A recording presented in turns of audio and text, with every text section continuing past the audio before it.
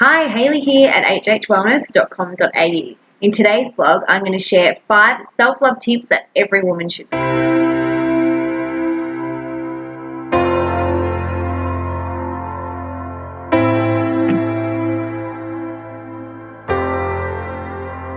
So, self-love. Now, some of us may be really great in certain areas and not so great in others because self-love spreads across a lot of different things. So, for instance, I'm really great at listening to myself when it comes to decisions that need to be made, and I'm really good at trusting and backing myself in those decisions, but I'm really not that great at self-care, and I don't make my self-care time a priority. I always come up with excuses. I'm too busy doing this, that, or the other, and I don't make that time a priority. But why is self-love important? We are here, for those of you who have watched these before or have seen me live on my Facebook page, I believe that we are all here. Our purpose on this earth is to contribute positively to the growth of the universe. And we do that through living our happiest and most beautiful lives that we can, spreading that happiness and love and joy to those around us. Now, if we don't have great self-love, if we don't respect ourselves, trust ourselves, if we're not showing up for ourselves in the best way that we can every day, if we don't love ourselves, we're not going to do that, and we're not going to follow that happiness. We're not going to find that happiness. We're not going to be making those choices and decisions that are for our highest good, right? So the reason that we have lost this ability is just through growing up, through the things that we've learned, through those core beliefs that we've held on to, and from experiences that we have had as adults that have sort of, tainted different things in different areas. You may have been in a relationship where they sort of knocked you down a bit, so you might not feel that you deserve certain things. So it comes from a lot of those different places, but we can start to rebuild that relationship back up and start to allow self-love back into our lives. And some of the reasons that we don't have that self-love anymore is that, and number one is that we've grown to think that self-love is the same as being selfish or egotistical, or what's the other word? Can't remember it. But, we've managed to equate negative things with self-love. The other thing is we have started to think that people's opinions are more important than ours. So when we're trying to make a decision, for some of us, we can't do that because we don't trust ourselves. Like I was saying before, I'm good with that, but others don't trust themselves to make those decisions. They're worried that they're not making the right choice, and so they let other people put their opinions on and listen to other people rather than really tapping in and finding out what's right for them. We also feel guilty, like we don't put a lot of boundaries on because we feel guilty if we say no to something. We want to be everything to everyone. We don't want to appear rude. We don't want to appear snobby, and we lose respect for ourselves. And we end up then not showing up for ourselves, like I said, and not making those choices that are going to bring us our happiest and help us to follow down that happy path. So, how do we get some more self-love? How do we get it cranking? So these are my 5 self-love tips and steps, and I also have an amazing resource as well in this blog or attached to this YouTube video, wherever you're watching from, that you can download for free and fill out and really start implementing these things to build up that relationship. So that's the first thing. We need to build a relationship. The love that you have with yourself is a relationship like any other. So like a partnership, like a friendship, all those traits that you want and need from a relationship and that you believe that you should be giving to a relationship are all the things that you need to be giving to yourself. So that might be trust, respect, obviously, like respecting your time, respecting your decisions, respecting your feelings and emotions with things. You want somebody who's going to have your back, someone who has compassion, who listens to your feelings, acknowledges them, validates them. So all these things that you expect or that you want and need from a relationship are the things that you need to be giving to yourself. Okay, so if you go, if your best friend comes to you and says, oh, this is how I'm feeling about this situation, I can't believe it, you're not most of the time going to sit there and go, why would you feel like that?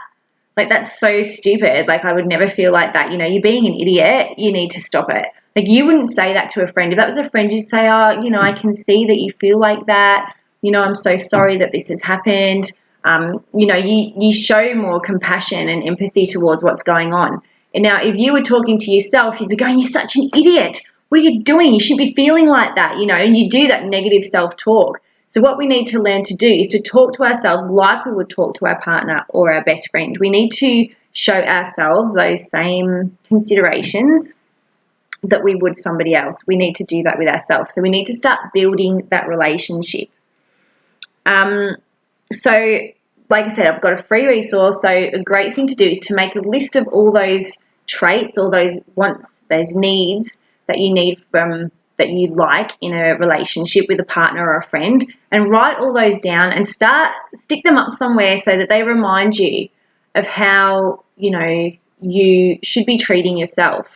You know, the same with respecting your own time, respecting your own decisions, respecting your own emotions, valuing your emotions and opinions. So write that down, stick it up somewhere so that you can see that and start having those same conversations with yourself as you would if you were talking to a friend or a partner.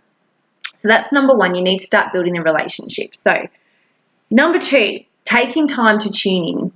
So we really need to stop and tune into how we're feeling about things, how we're reacting to things, okay? Because this is the first step into the next part, which is practicing self-forgiveness and self-compassion. So the other reason for stopping and tuning in is so that we know how we feel, so we know how we need to move forward from there.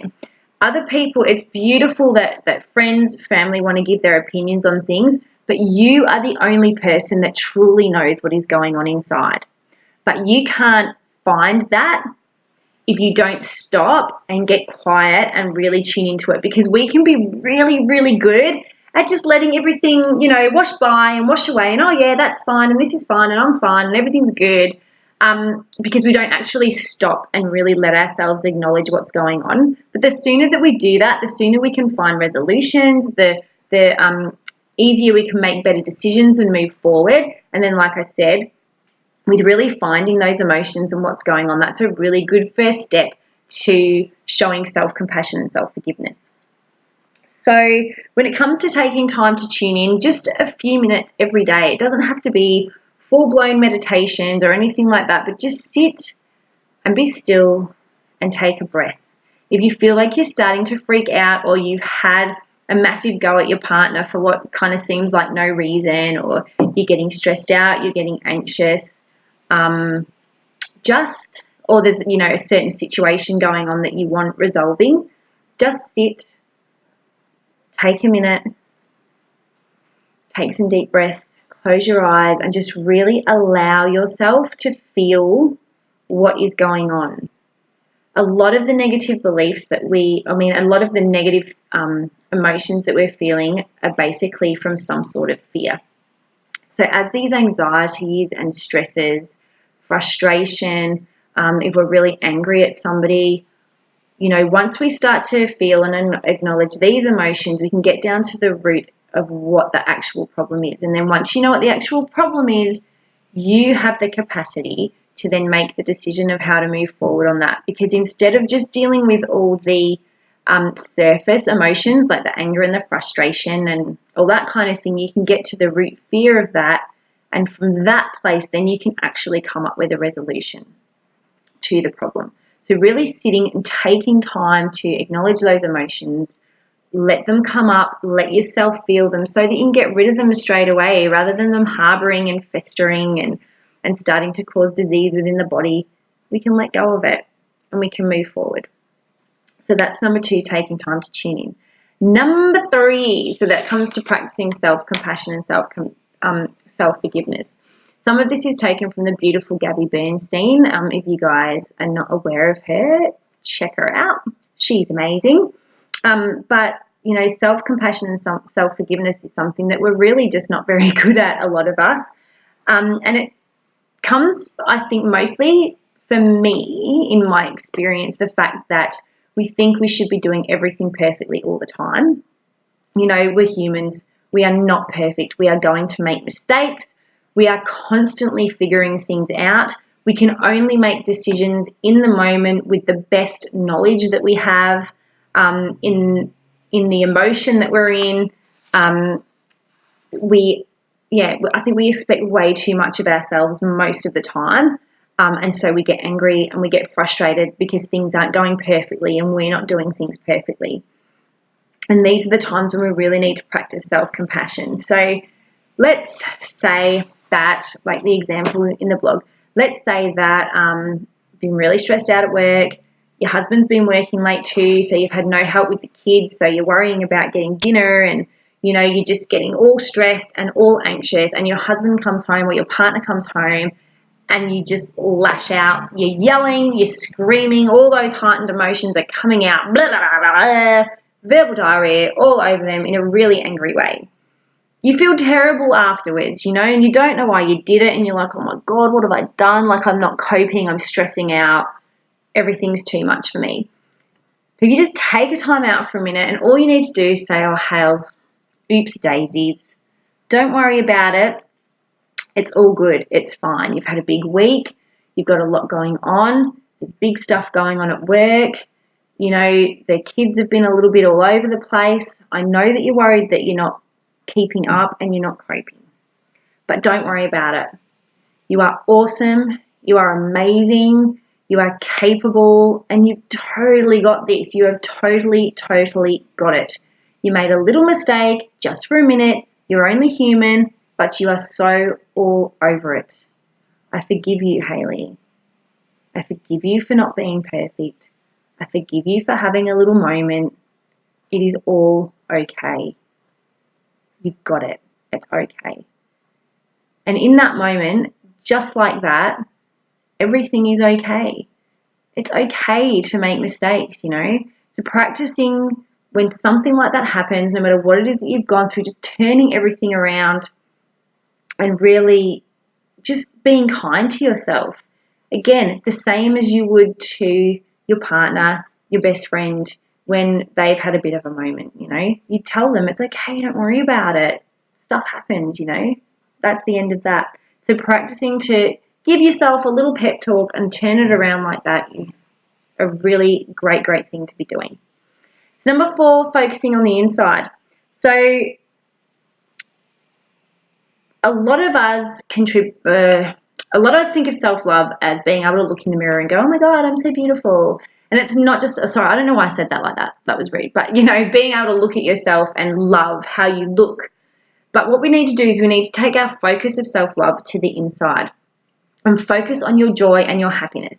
And the best way to kickstart that is to actually do things that bring you joy and happiness. So making a list of things that you absolutely love to do, that light you up inside. A lot of the time, mostly these are things that are actually quite creative and vocal and expressive. So it might be singing, dancing, you know, like going out with your friends and having a drink and a dance. It might be reading, painting, sewing, gardening, all those things that bring you joy. Make a list of these and try to do something that brings you joy every day. If every day sounds a bit too much to you, try a couple of times a week. But the more that you do those things, the more your heart lights up, the more your joy is, and the more that energy surrounds you, and then the more that you want to stay in that energy. So you start to make those decisions that will keep you in that energy flow of love and joy and happiness. So making a list of those is a really great idea. So focusing on those inside things, focusing on those things that bring you joy and light you up from the inside out. So the last one is self-care. Again, like I said, this isn't my strong point, self-care, but we really do need to make self-care a priority. So for you, like self-care is anything that helps us to rest and relax, recuperate, whether physically, whether it's getting a massage or, you know, a facial or something like that.